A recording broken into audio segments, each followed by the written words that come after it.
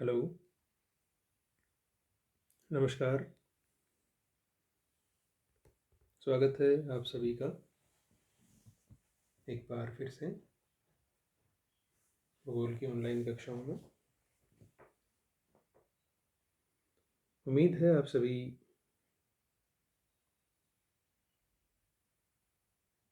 जो online video उपलब्ध करवाए जा रहे हैं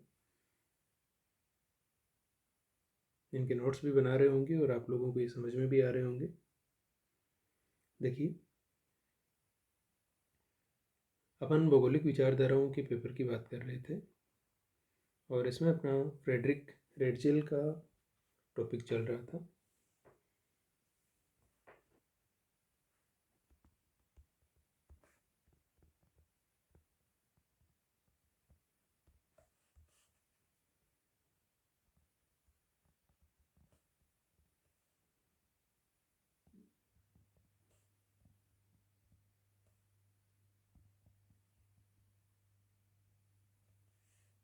और फ्रेडरिक रेडजेल के बारे में अपन ने सामान्य जानकारियाँ और इनके ग्रंथ हैं उनकी बातें कर ली थी। अब आगे इनकी भूगोल में जो योगदान रहा उसकी बात आज अपन करने वाले हैं। तो आप हेडिंग बनाइए, रेडजेल का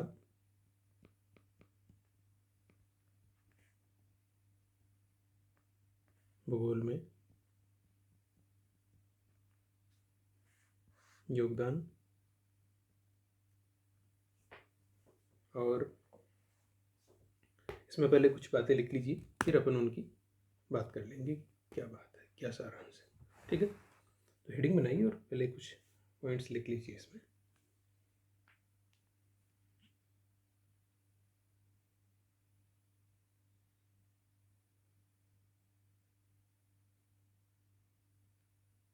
लिखिए,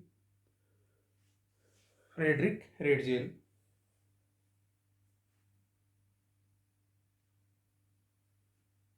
फ्रेडरिक रेडजेल 19वीं शताब्दी के 19वीं शताब्दी के एक मुख्य भूगोलवेता थे।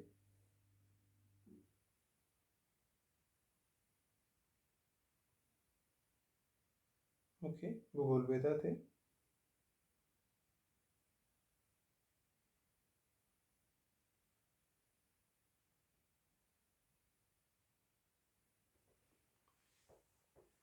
इन्होंने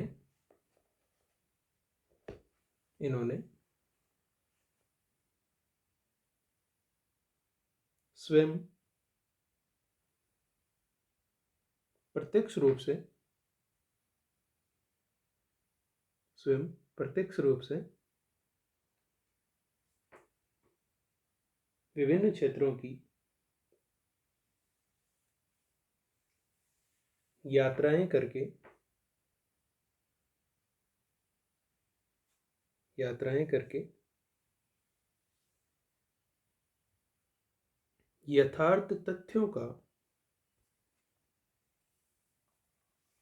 यथार्थ तथ्यों का संकलन किया और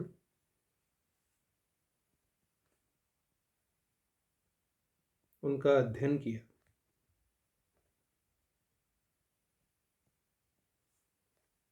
अध्ययन किया इन्होंने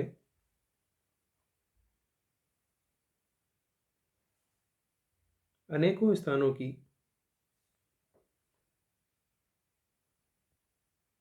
सामाजिक, राजनीतिक और भौगोलिक जानकारियों का संग्रहण किया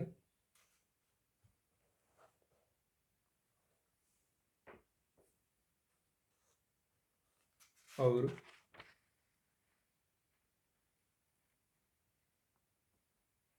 इसी के लिए इन्होंने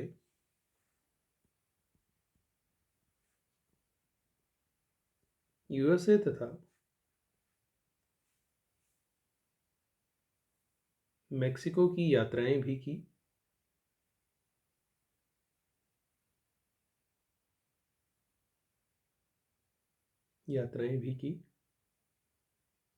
तथा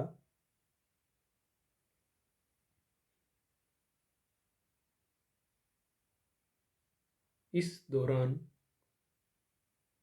इन्होंने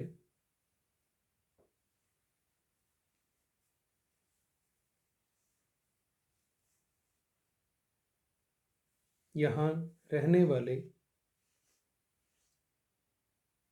लोगों के रहन सहन का भी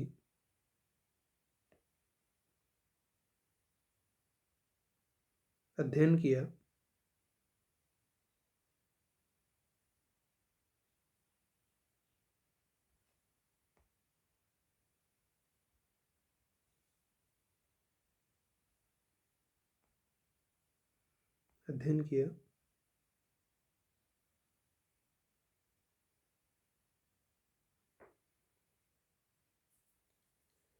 रेडजेल ने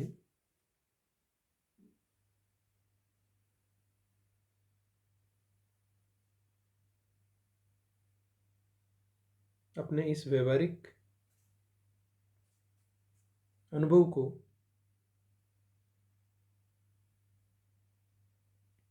पुस्तकों के माध्यम से प्रकाशित करवाया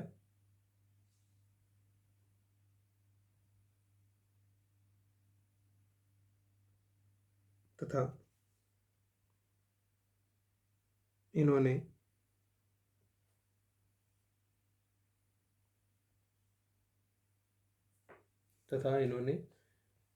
एक महत्वपूर्ण ग्रंथ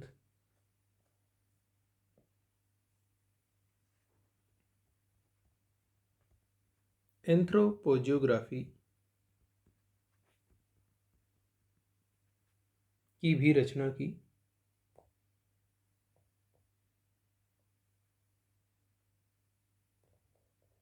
जिसमें इन्होंने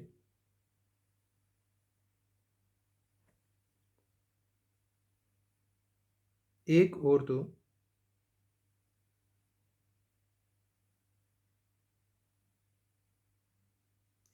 तो नियतिवाद का समर्थन किया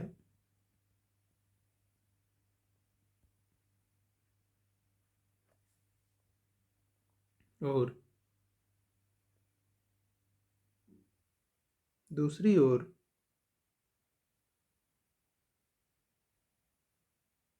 इन्होंने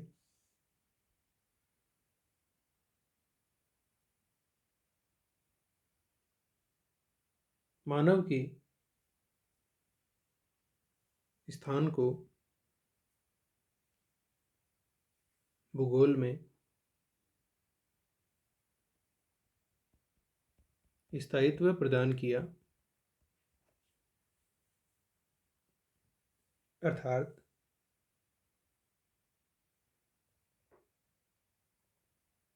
भूगोल में मानव के अध्ययन को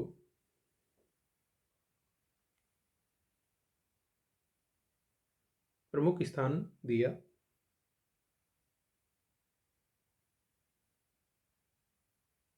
इसी कारण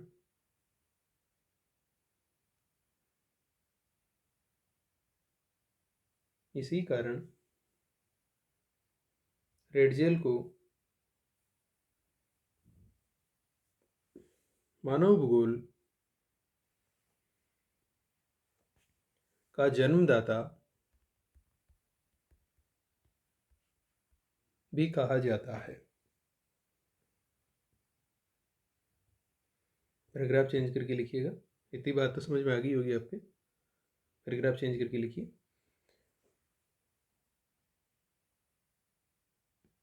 रेडजेल का मुख्य उद्देश्य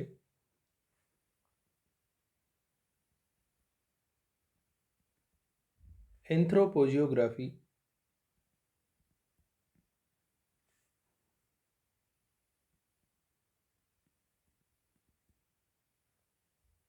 एंथ्रोपोजियोग्राफी के प्रथम खंड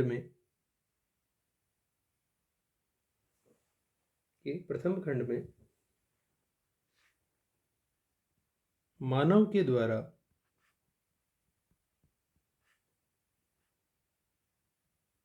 की जाने वाली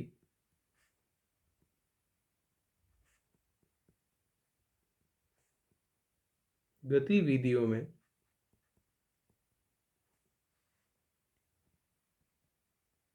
प्राकृतिक कारकों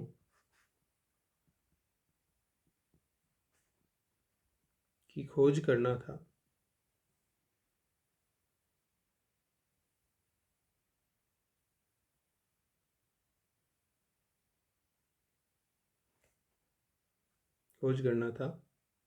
क्योंकि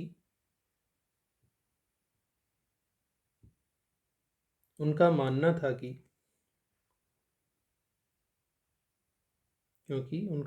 था कि पृथ्वी पर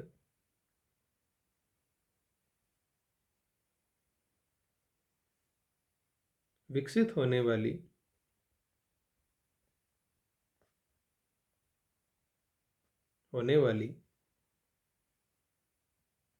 जातियों का विकास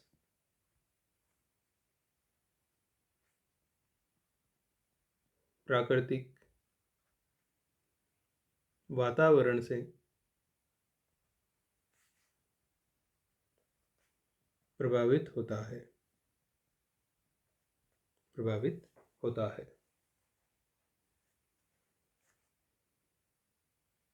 ठीक है, सरल शब्दावली है, ऐसा कुछ नहीं है इसमें कि आपको समझ में नहीं आ रहा हो।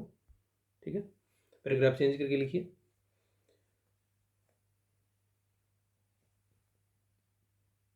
रेडजेल की पुस्तक एंथ्रोपोजियोग्राफी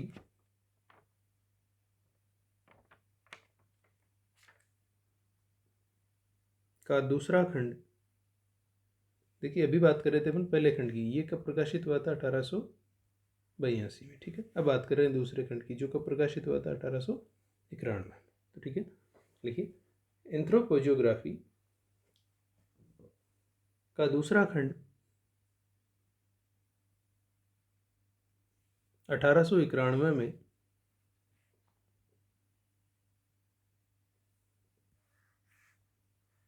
मानव जाति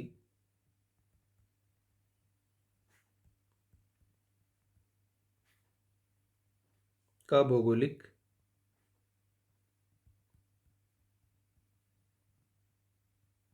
वितरण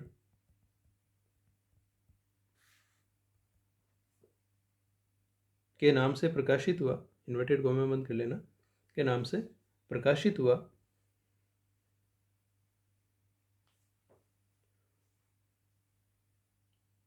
जिसके अंतर्गत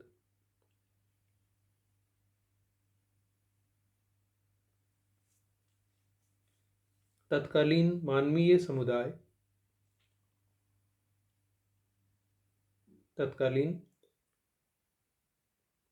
समुदाय के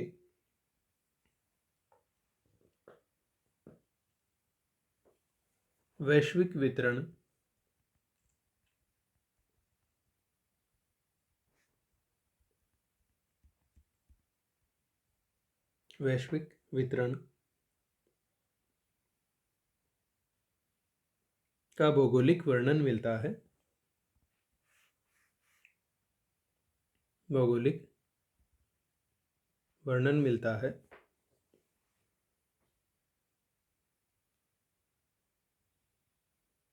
क्या समझे? पहले खंड में तो नियतिवाद हो गया सारा ही, कि मानव के द्वारा जो क्रियाएं की जाती है उन पर प्राकृतिक कारकों का प्रभाव पड़ता है। तो यहाँ तो ये नियतिवाद का समर्थन कर रहा है। ठीक है, उसकी जानकारी दे रहा है। और दूसरे खंड में संपूर्ण विश्व में जो मानव जाति का भौगोलिक वितरण पाया जाता है उसको बता रहा है, मतलब मानव को केंद्रीय स्थान दे रहा है, मानव की व्याख्या कर रहा है। तो भूगोल में मानव को स्थान दे रहा है। तो दोनों बातें जो अपन ने अभी बात की थी वो यहाँ पे आ गई कि इसने अपने अध्ययन में दोनों को सम्मिलित किया। आगे लिखिए।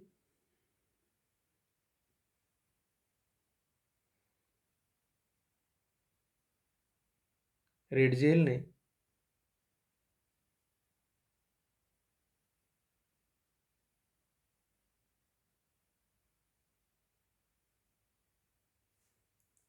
अपने ग्रंथ एंथ्रोपोजियोग्राफी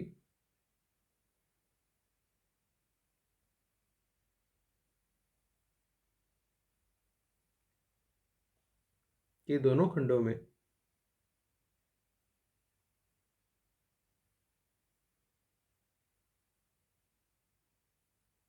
मानव भूगोल के अध्ययन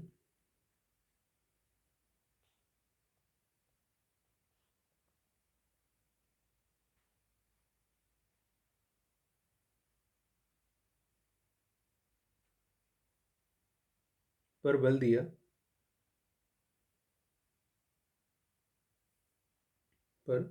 दिया और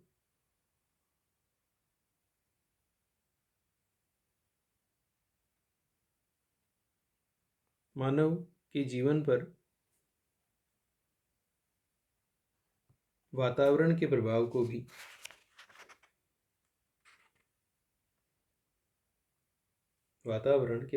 भी स्पष्ट किया।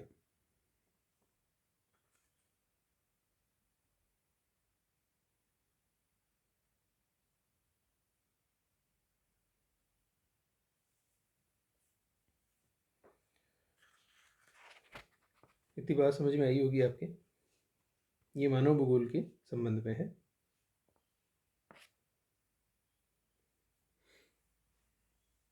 अब पैराग्राफ चेंज करके आप लिखिए कि इनका राजनीतिक भूगोल के संदर्भ में क्या योगदान रहा।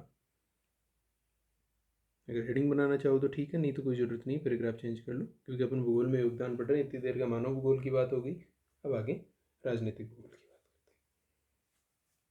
तो पैराग्राफ चेंज करके लिखिए। रेडजेल ने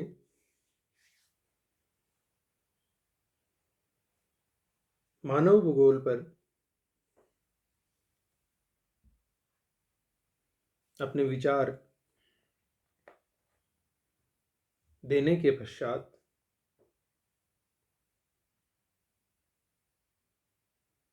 राजनीतिक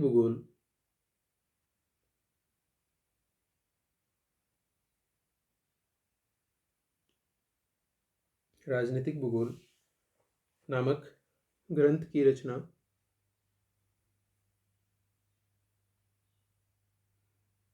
की,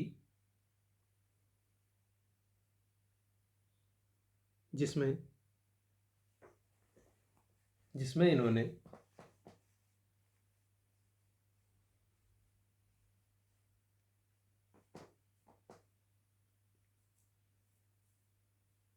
बताया कि भूगोल की सभी शाखाओं में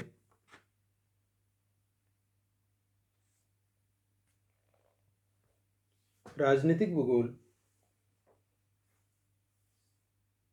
काफी पिछड़ा हुआ है।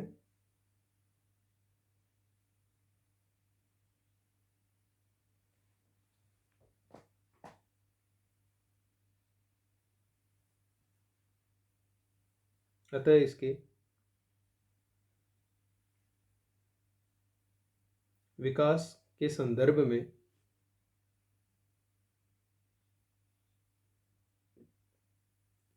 कुछ संकल्पनाएं दी, जैसे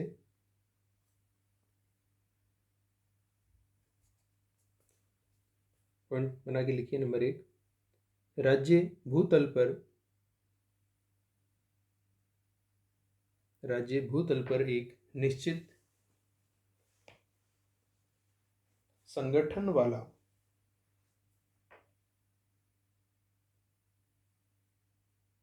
क्षेत्रीय भाग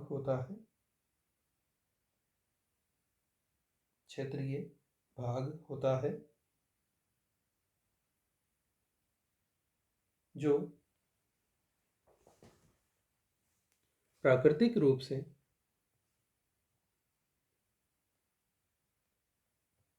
सीमाबद्ध होता है।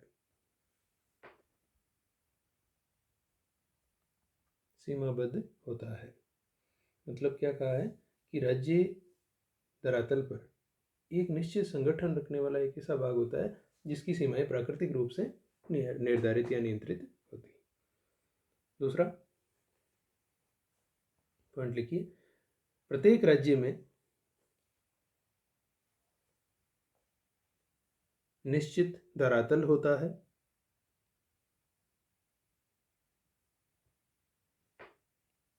जिस पर जनसंख्या भी निवास करती है। जिस पर जनसंख्या भी निवास करती है।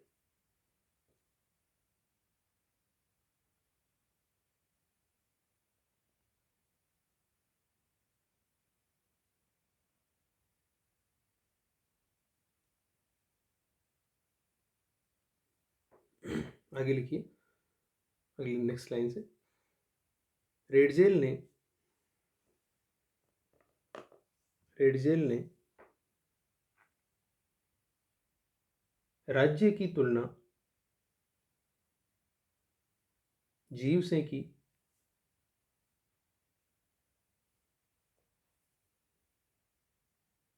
और कहा कि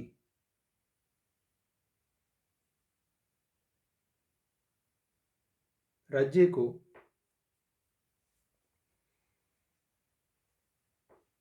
जीव की ही तरह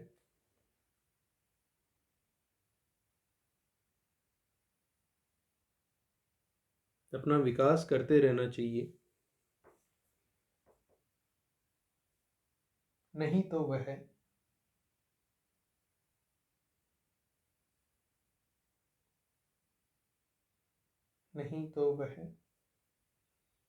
नष्ट हो जाता है।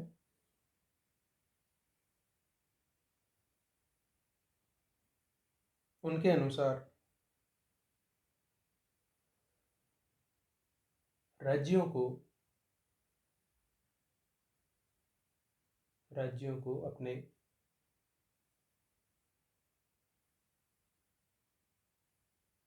पड़ोसी देशों की तरफ विस्तार करते रहना चाहिए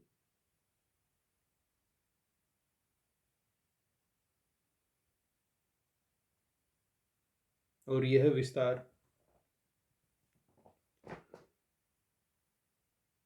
तब तक करते रहना चाहिए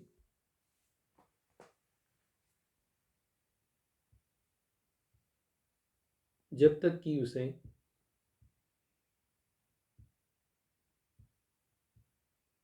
कोई प्रभावी विरोधी नहीं मिले।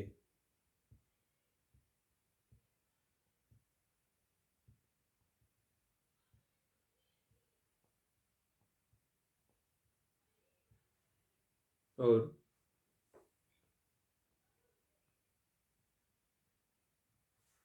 रेडजेल ने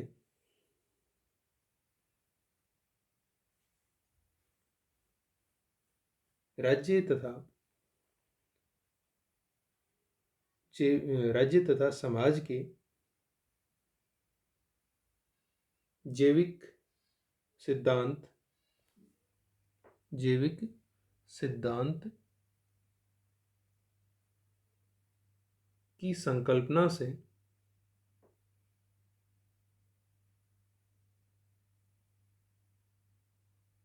एक नवीन संकल्पना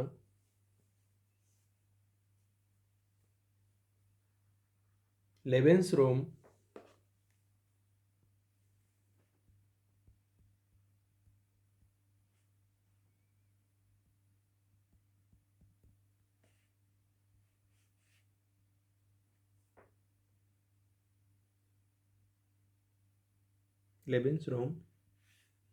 का प्रतिपादन किया। लेवेंसरोम का प्रतिपादन किया।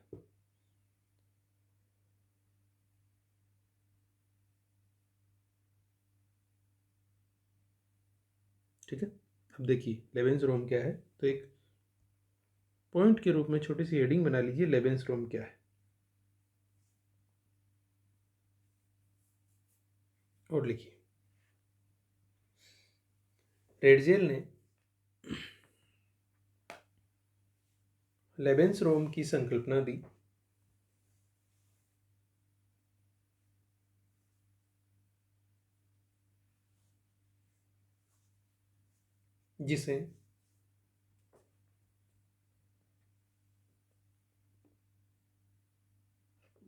जिसे सार रूप में जैविक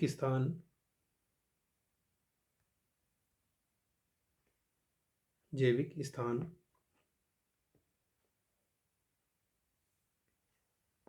कहा जा सकता है।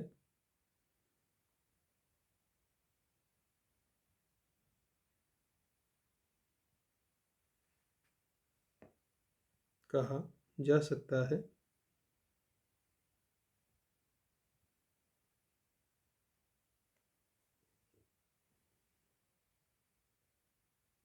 अर्थात एक ऐसा भौगोलिक क्षेत्र, एक ऐसा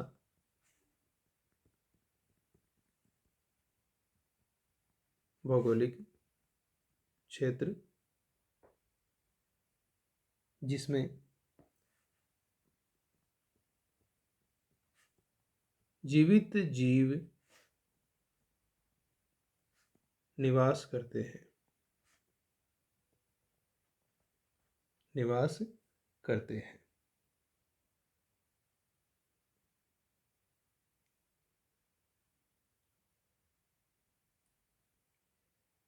ठीक है, पैराग्राफ चेंज करके लिखिए।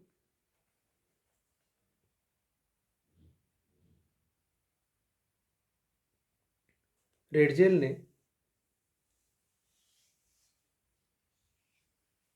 ने राजनीतिक भूगोल को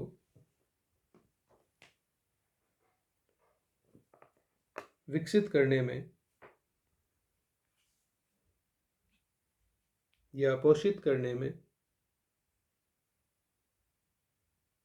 जो योगदान दिया,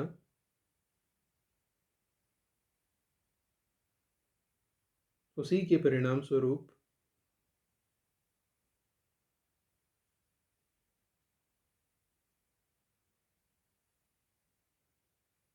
इन्हें राजनीतिक भूगोल का जनक भी कहा जाता है।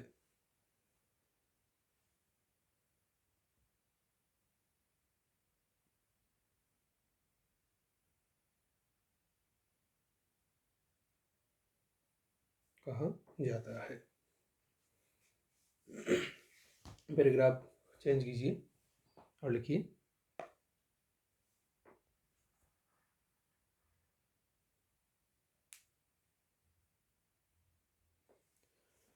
लिखिए रेडजेल ने मानव भूगोल के वर्णन में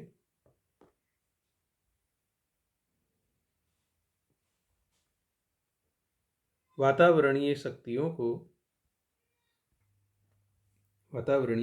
को सदैव महत्व दिया और ये मानवीय तथ्यों को किसी दार्शनिक की तरह नहीं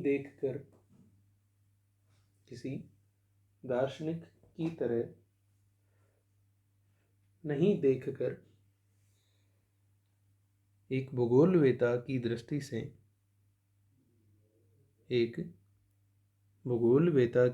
से देखते थे, तथा इन्होंने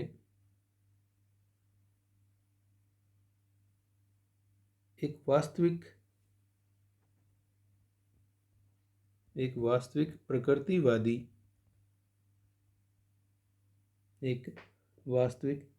प्रकृतिवादी दृष्टि से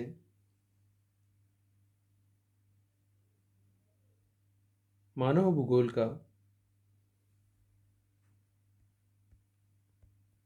क्रमबद्ध रूप में वर्णन प्रस्तुत किया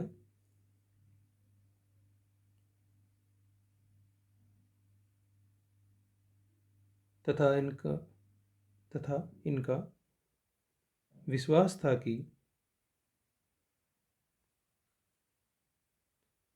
भूगोल की मुख्य विषय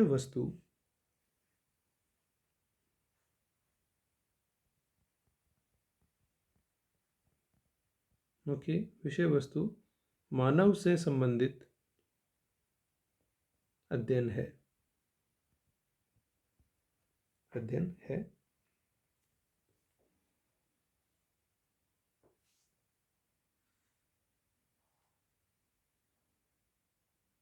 ठीक है, तो ये इनकी मेन सारी बातें हैं वो अपने कंप्लीट हुई।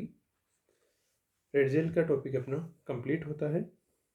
उम्मीद है इसमें किसी प्रकार की आपकी कोई दिक्कत नहीं रही होगी, लेकिन एक ध्यान रखिएगा, ये जो अपन ने आज जो डेटा लिखा है इसकी अपन ने पिछली कक्षा में लगभग सामान्यतः बात कर ली थी, कुछ नया नहीं था, तो इसलिए मैंने आपको डायरेक्ट ये लिखवाया है। कुछ बातें हैं वो आपको बताइए बाकी। तो आपको करना क्या है, ये पूरा लेक्चर आपने अटेंड किया है, इसको पूरे को आपको लिखना है और लिखने के बाद एक बार पूरे की कंप्लीट रीडिंग करनी है। तो जो कुछ भी जहाँ कहीं भी आपकी बात आगे पीछे हुई है वो क्लियर हो जाएगी। ठीक है, बहुत ही ईजी टॉपिक था और ये कंप्लीट हुआ। अब आगे अगले वीडियो में अपन एक अगले नए भूगोलवेता की बात है वो करेंगे। तो आज के लिए इतना ही, बाकी की चर्चाएं नेक्स्ट वीडियो में। चलिए फिर मिलते हैं, धन्यवाद।